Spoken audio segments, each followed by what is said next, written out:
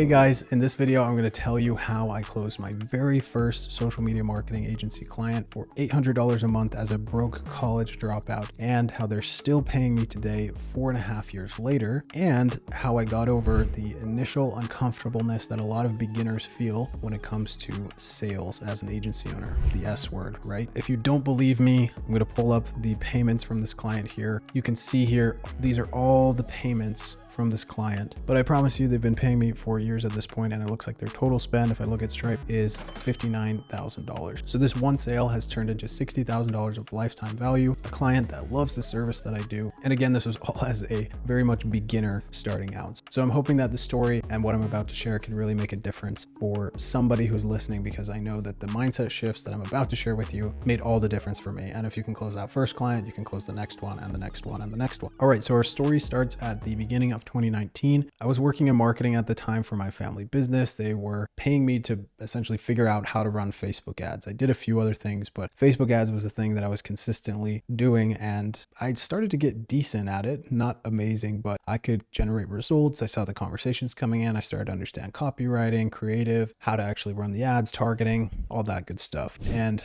eventually, because all of the ads that I started seeing on social media turned to gurus telling me to start an agency, I decided I was going to start an agency. So in January 2019, I started doing outreach to random businesses all over the US, reptile pet companies, food trucks, you name it. I did outreach to that type of company, and nobody would close. I did have a couple of free trials from people in my warm network, but other than that, I didn't actually work with any clients until this client that I'm going to tell you about in this video. So as my second ever semester of college was ending, I knew that college wasn't for me. I wasn't going to stay. And so I was looking for one-on-one mentorship to actually help me get this agency off the ground. I found a mentor that I felt really comfortable with, seemed like our values aligned, and I ended up paying him $1,300 for, I think it was 2 months of coaching. We had like 6 coaching calls, and I could message him whenever I wanted with questions. Now, back then, the $1,300 felt like so much money. I was really hoping that I would get a return on investment, but I knew that I had to put the work in. So on the very first meeting I ever had with this mentor, I had like a 2-page document just filled with bullet points of question after question after question. And we went through every single question on that list. And after, I still didn't feel this breakthrough, like I knew what to do. I was continuing to do outreach. It wasn't really working the way I wanted it to, and I just couldn't close a client. And then I think it was 1 or 2 sessions later, I was starting to feel nervous. I was like, oh, I'm not sure if this is going to work out for me. And I knew that the mentor I had hired was religious. And I said, hey, do you mind if we just say a prayer before this session? And he was like, sure, I've never had anybody ask that, but sure, we can go ahead and say a prayer. So I said a quick prayer, and then we started the session, and I had one of the biggest breakthroughs I have ever had in the moment that I'm about to share with you. So I was explaining how I felt uncomfortable selling because I wasn't sure if I was going to be able to produce the results that I actually was promising to the clients that I was reaching out to. I knew I was decent at marketing, but I didn't know if I was good enough. And what my mentor said absolutely blew my mind. He said, do research, not sales. And that's when the light switched in my head. I said, okay, so all I have to do is go out there and say, hey, I'm doing some market research on orthodontists, which is the niche that I had picked. Would you mind answering a few questions for me? And I'd be happy to provide you some digital marketing expertise as a thank you. And for some reason, that just lowered the bar enough that I could naturally do that. I could go out there. It was like just beyond my current capabilities, and it felt good instead of feeling sleazy like sales felt to me at that point. And so the next day, I logged onto Facebook, and I literally typed in the word orthodontist into the Facebook search bar, and the first one that came up, I went to their business page and I sent them this message. Hi, I'm reaching out because I'm a digital marketer doing some market research on orthodontists and best marketing practices. I'd love to share my advice for your practice and what I've gathered so far in my research in exchange for general information about the orthodontist business model and what Dr. Thompson has done in the past to market. Let me know if you're interested.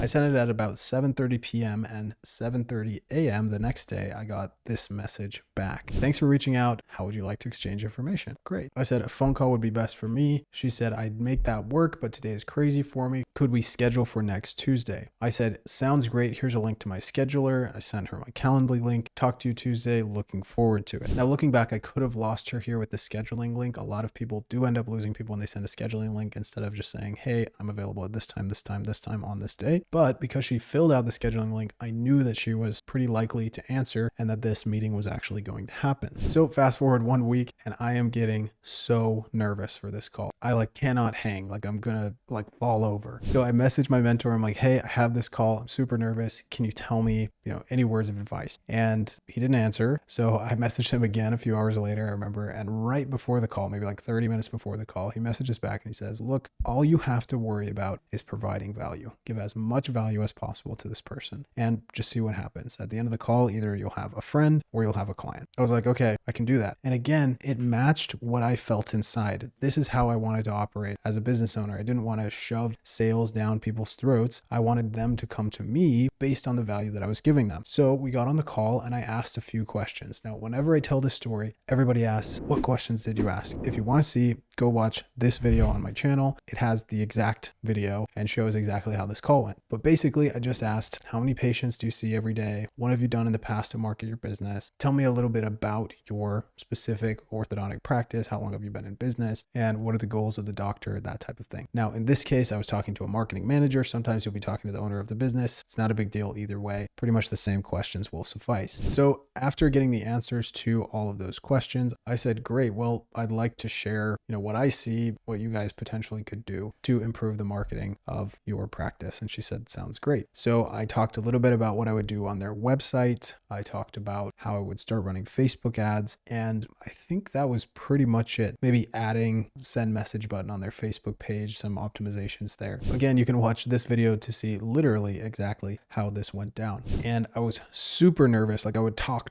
and then I would have to hold my breath because I was breathing so hard, or hold the phone farther away from my face. But I was saying some good stuff. I was actually providing good value. And at the end of the call, I said, do you have any other questions? That's literally the only thing I asked. And she said, well, who are you? How do you know all of this? Is what she said. And in that moment, I smiled because I was like, it worked. The value approach worked. I had a conversation with her. I was just real with her, told her how I would grow her business. And then she responded and asked how she could work with me and what that would look like. So if I remember correctly, my mentor had also told me, look, you should tell them typically it'll be, $2,000, but I'd be willing to do it for $1,000 for you if we can get started in the near future. And so I said something like that. And she said, well, I need to run it by the doctor, but I'd love it if you could send me some information about your credentials, campaigns you've run in the past, etc. Because I don't know how to do this stuff, but it sounds like you do. And this is another question I get all the time from my students is what did you send them, or what do you send them when somebody asks you something like this? And if you're more established, ideally you're just look, here's a page with all the results and the testimonials. Let's look over it right now. And you don't let them off the call. But in my case, I didn't have that leverage over them. And so I said, sure, I can send you something via email. And this is what I sent them. I said, hey, Lindsay, great talking to you today. Here's the info I shared with you and some additional links to learn more. Number one, industry case studies. An agency given $600 to generate leads was able to generate 33 leads at $18 a lead. My estimate is that we could half that cost per lead with messenger ads. So that was a big thing that I was telling her, hey, well, let's use messenger instead of traditional lead form or a landing page. This would mean 33 leads for $300 in ad spend at $9 a lead. And if 9 of those turn into customers, and then I did the math and said, basically this could be an extra maybe $500,000 a year in revenue to you guys. And then I said, keep in mind that these results are typical of someone who knows how to run ads for orthodontists. Someone who does not know the science and art behind Facebook advertising could put the same amount into ads and get nothing back. My whole business model is based on mutual benefit. My goal is to help you get more clients in the door, take a small fraction of the income they provide you. Then I reiterated the marketing tips that I had given her on the call and provided some links. And then for my personal case studies, I said I attached a screenshot of the 2 of the most recent campaigns I've run, both at less than $1 per lead. And I attached these screenshots, which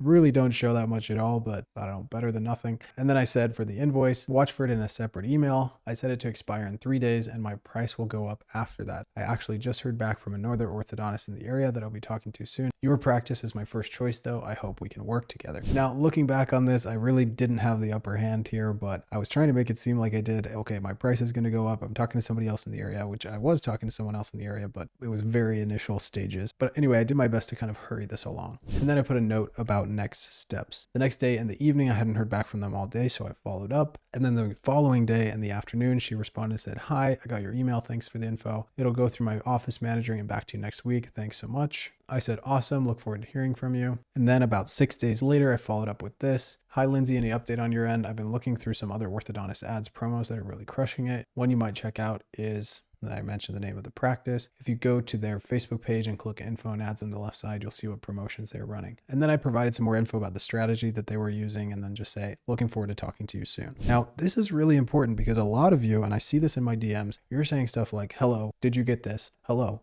respond to me now. Instead of providing more value, provide more value. That's the secret to getting people to respond. Don't say, hey, how's it going? Say, hey, here's something really cool I learned. Just thought I'd share it with you. Then later that day, she sent me this. Hi, Keaton. I'm interested in having your help. Right now, I'd like to focus on the ad targeting. I'm working on wrapping up our new website and getting it live in the next week or so. We're not interested in the email marketing at this time or the messenger bot. What would your price be just for the ad targeting? Also, do you do anything with Google ads? And then this is what I said. Broke down a couple options here. Said I don't personally do Google ads, but I could refer you to somebody in my network that does. And then I sent her some weird thing about orthodontists preferring referrals. Of course, they prefer referrals. I don't know what I was saying here. And she said this, and this moment changed my life. Hi, Keaton. Let's go with the $600 option for now. Can you send an invoice? When can we get started? Later that day, the $600 invoice was paid and we were off to the races with this client. Now we ended up doing a click to call campaign, as you may have seen, which I don't know, I don't even know why Facebook has click to call campaigns because they're not really effective, but ended up after 2 weeks of running the click to call campaign, look, it's going to be a lot better if we do messenger campaign, upped that to $800 instead of the $600. And in that